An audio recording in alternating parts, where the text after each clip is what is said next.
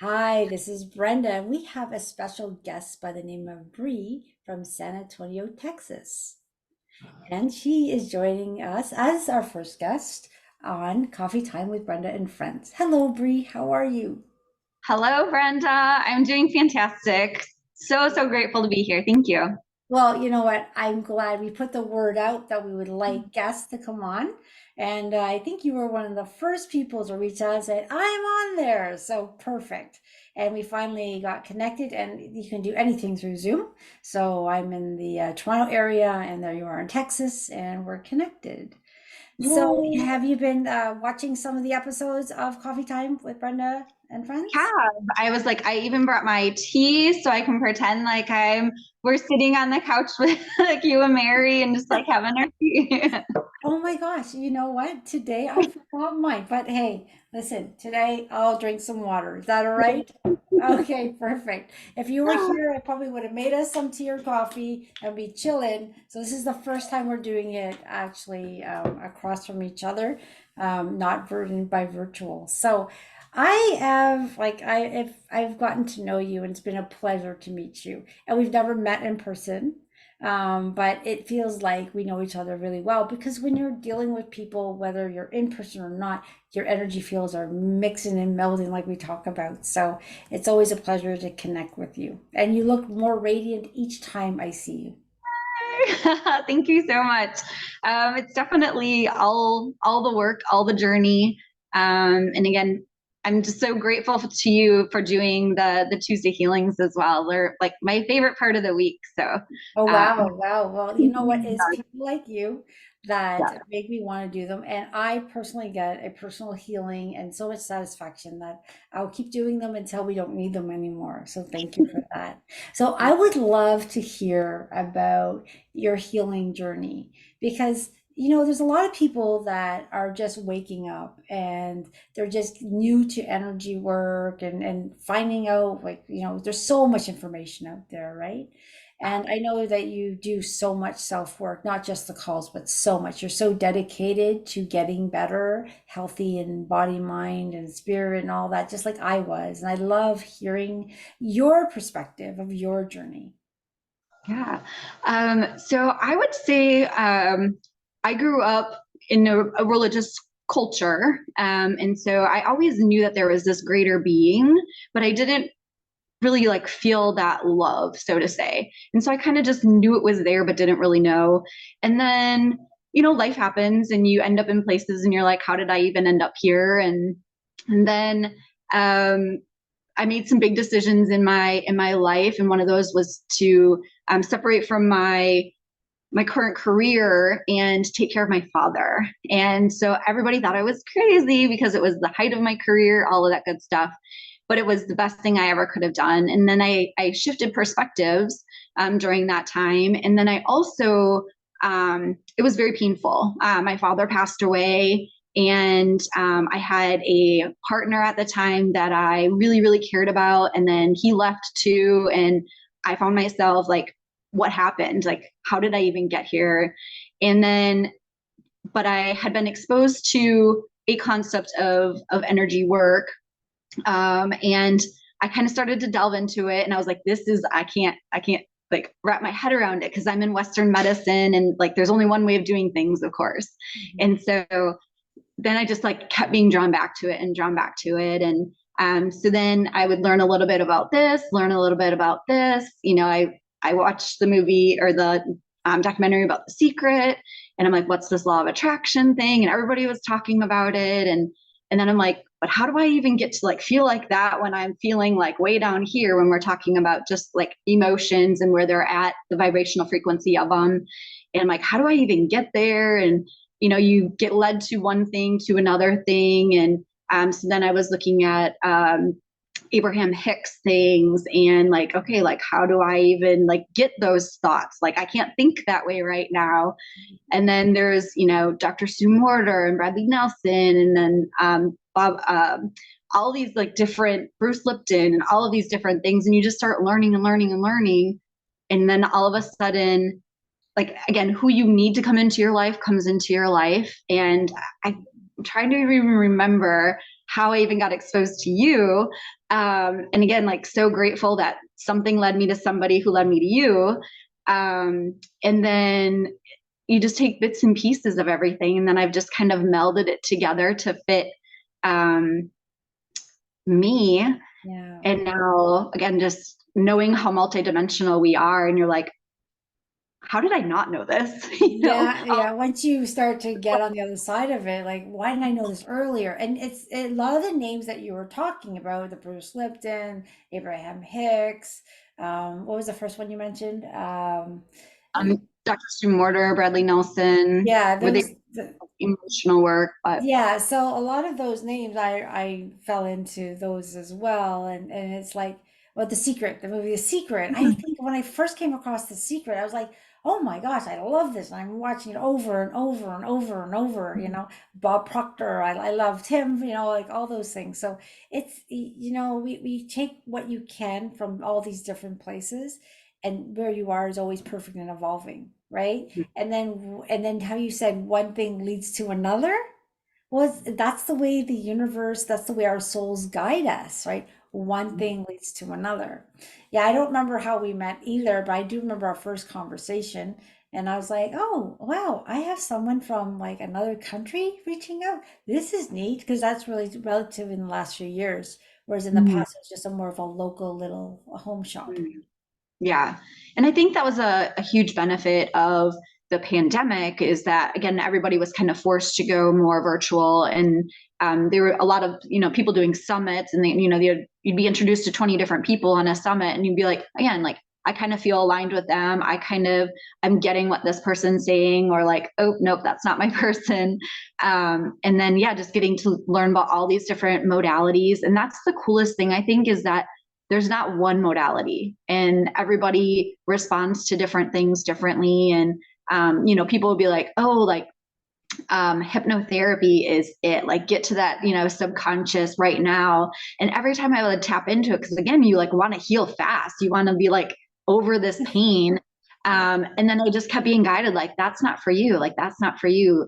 I even reached out to mediums and psychics, and I was like, help me, like tell me where to go, like I don't know what to do. And I remember being so mad at this lady because she was just like, you need to go within. I'm like, I've been going within, I don't know what else to do. And she wouldn't help me, she wouldn't tell me anything else. She's like, you got to do this on your own. And I was like, well, where do I even start? And so then I was like, okay, I got to learn to love myself. And then I'm like, okay, what do I need to do? Looked into Louise Hay's things.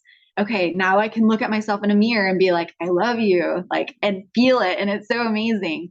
Where before I'd be like, Yeah. Yeah, I so had the same experience. I was told to look at myself and say, I love you. And I give that exercise to a lot of clients. And I would just bawl. Like I couldn't do it. And she goes, the day you can do it for 2 minutes is day one. It took me 2 weeks to get to day one. And then I committed to 60 days. But now I can look at the mirror and really look at myself and say, I love you, Brenda. Like I really love you. So it's like, I can tell just by the glow, and you look so beautiful and so connected. And I love, before we got on the call, how you were just saying how you surrendered and you're not motivated by the things that used to motivate you. So it's not that you're losing your personality, it's just that authentic, connected part of you shines through. And I can totally see that in you, which is beautiful. yeah, and it's a weird place because again, the journey's been about 3 years now.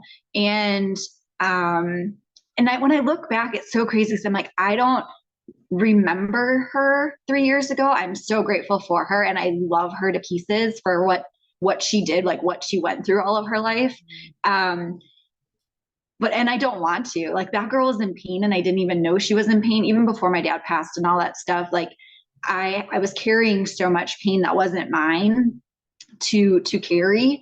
And now to when those things pop up and you're just like, nope, that's not my thought, or nope, that's not what I know the universe, God's, says about me. That's not who I am. Okay, like let's work with that, and being able to catch them as soon as they happen. Or I keep like literally a running tab throughout the day. Like this random thought popped into my head, and if I don't have time to really like tap into it right then and there, I'll do it before I go to bed and just be like, all right, like I know this isn't true. Like, where could this be coming from? Has Yeah. it served its purpose? Can we just let it go now? Like there's no holding on to it anymore. Let's just let it go. And so it's again, it's a daily thing. And I just feel like it's your spiritual shower, just to do little practices every day, just to keep you as much you as possible. So again, not taking on the garbage other people throw at you. And I had a ceremony recently. I had a promotion, and I remember saying in my promotion ceremony speech, like, I no longer respond to people emotionally vomiting all over me. And before I would like hold all of that and I would feel everything that they were feeling. And I still feel like I'm empathic, but I don't take it and own it as my own anymore. That's beautiful. Well, you can definitely tell that you're definitely in that flow. You're connected, and the key is to the awareness of, okay, why am I feeling this way? I'm not gonna take on other people's stuff. And it is a journey, right? So some days we can do it easier, and some days it can be more difficult, but we get back up and you try it again. You never give up on yourself. And I think you mentioned there that you're pretty well doing something for yourself every single day, and that's like that commitment. So a lot of Mhm. people think healing happens overnight, but healing really is a journey, and you're a testament to that, as to so many people out there that are really taking that. They took that first step, said, oh my gosh, it feels so right, because there's that feeling in your heart that this is right for me, and you just get motivated to keep working on you. Yeah. So, were you ever like dissuaded or scared, like saying, "Oh, I don't want to change because I don't know who I'll become"? Did you ever have those types of feelings? Um, Not really, because I knew it wasn't me. And again, it was just like feeling that pain. And it was just like, what if like I didn't have to feel like that? Or I just kept asking like to be like what I could do to have or express or be or feel unconditional love. Like, how can I give unconditional love? Like, how can I be of the greatest service to the universe, to God? How can I share love and light to people who don't have it? Um, but like we were talking about beforehand, were all of the things that used to drive me, I was very competitive, very competitive. And now I'm just like, if I lose a match at something, if I don't get a job that I wanted, like whatever, it's no big deal. Like it'll all work out. And again, it's a super peaceful place to be, but also a different place, and you're just trying to figure out like, okay, if that's not motivating me anymore, like what is? And just kind of, yeah, just going with the flow and knowing how loved we are and how guided we are if we stay in the present moment and actually can kind of hear the whispers, feel the nudges, those kind of things. Oh wow, that's beautifully said. And it is a peaceful place to be, right? And for some people, it's a foreign feeling, like, why is my life so peaceful? What am I going to do with that spare time? And some of us miss it initially, but when you get used to that peaceful feeling, it's like I can't even imagine going back to that chaotic life I once had, right? I think So, yeah. big thing too is just like knowing that, and we had talked about this before, that everybody's journey is so different. And we all want it to be done over fast. Like we want this and we want it now and like get me there. And what I've learned through this is, you may not have like these big breakthroughs where all of a sudden you're like, oh, I had this pain and poof, it's gone. Or it could be like, now I'm in this situation and normally I'm always triggered by this individual, but I'm not triggered anymore. Like there's people in my life who used to trigger me all the time. And now like I can have great conversations with them, spend time with them, and they can't trigger me anymore because I did my work. And then it's also cool when those people are like, you're different. What are you doing? And then you just kind of get to share your journey and your experiences, but also knowing that it's okay if it takes a little bit longer than you thought or hoped. Yeah, that's why I always tell people be patient, tolerant, and kind to yourself. but we're moving in such a fast trajectory. And although it's sometimes not fast enough, we know, but our bodies need to get used to the changes. We have to get used to the changes. So I think we're, the path and the journey we're on is just perfect for who we are in our journey, right?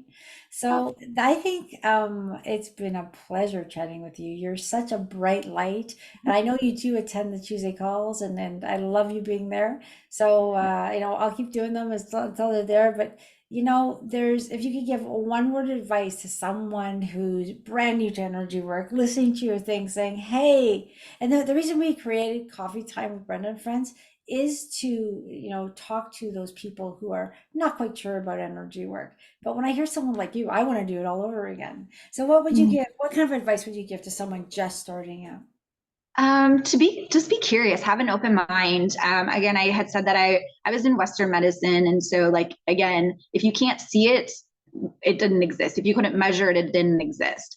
And so just staying open to the fact that maybe there is something bigger, more to us than what this physical body is. And just because you can't see it right now or you can't measure it right now, doesn't mean it doesn't exist. And doesn't mean that there's not a different way of addressing all of the things, all of the different stressors, emotionally, mentally, physically, things that are going on in your life, that there just may possibly be a different way of looking at it, of working through it. Just kind of stay curious and open, like what if? Yeah, perfectly said. All right. Well, thank you so much for joining us. As I said, you are our first guest. So lovely to have you.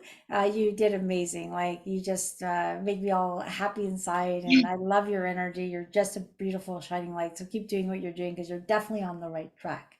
So thank you everyone for joining us with Coffee Time with Brenda and Friends, and thank you again, Bree. Thank you so much. All right. Have a good one.